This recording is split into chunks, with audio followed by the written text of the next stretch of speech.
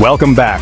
Today, the Trump administration has unleashed a massive wave of new tariffs on over 60 countries. Yes, even our closest allies. The average U.S. import duty has soared from 2.5% in 2017 to 20%, the highest in a century. President Trump declared an economic emergency to push this through, a move already facing legal challenges. Imagine a potluck where one guy suddenly charges everyone a fee for their own food. That's what's happening to global trade. Goods from Brazil, Switzerland, Canada, India, and the EU are now much pricier to import. The administration claims this will protect American jobs, but critics warn it's a dangerous gamble that could destabilize the global economy. U.S. Customs is already collecting these new duties, and the White House is promising billions will flow into the Treasury.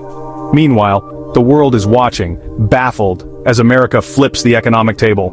It's a confusing, risky, and unprecedented moment in modern history. Let's break it down. A tariff is a tax on foreign goods entering the U.S. Think of it as a cover charge at the border. The goal? Make American products look cheaper by comparison, but this time almost everyone's getting hit.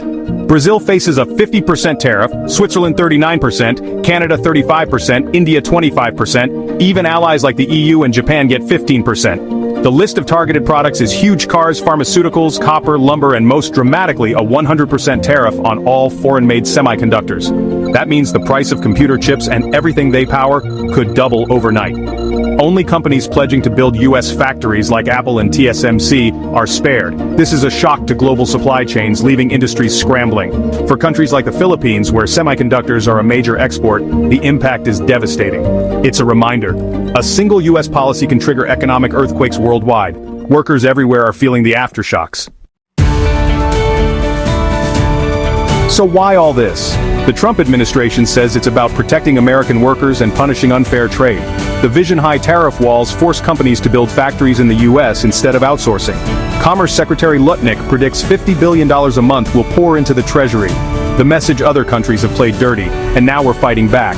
But it's also about leverage. By hitting dozens of countries at once, the U.S. hopes to force better trade deals.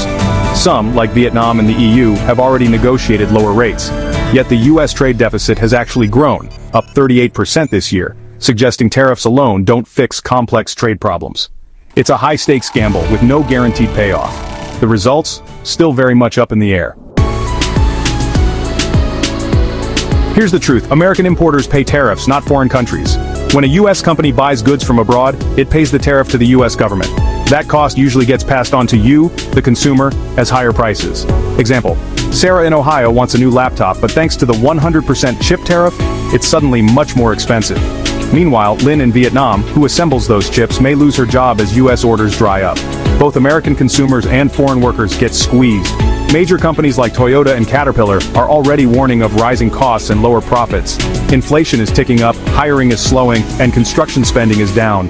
The tariffs may be meant to help, but they're making life more expensive for everyone. The real cost? It's hitting closer to home than you think. The world's response? Not calm. The EU and China are already hinting at retaliation. Think tariffs on American bourbon, motorcycles, and farm goods. Brazil is scrambling for talks. India is cozying up to China, and countries are forming new alliances to push back. Online, memes mock America's new trade stance, reflecting global frustration and disbelief. But behind the jokes, there's real fear. Vietnam, Switzerland, and the Philippines are all bracing for economic pain.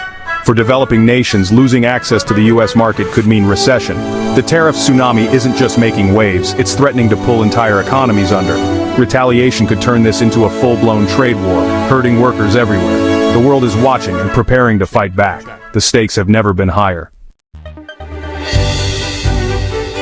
So, what's next? No one really knows. The full impact of these tariffs will take months, maybe years to play out. Best case, countries cave, new deals are struck, and U.S. factories boom. Worst case, a global trade war triggers recession with higher prices and fewer jobs everywhere. Most likely, a messy mix of negotiations, legal battles, and economic pain. Regular people, from Indiana to Brazil, will feel the fallout. Economic policies aren't just numbers, they have real human costs. Building economic walls in a connected world is risky business. The promise of protection is simple, but the reality is complicated and potentially costly. We're all at the table, and someone just went all in.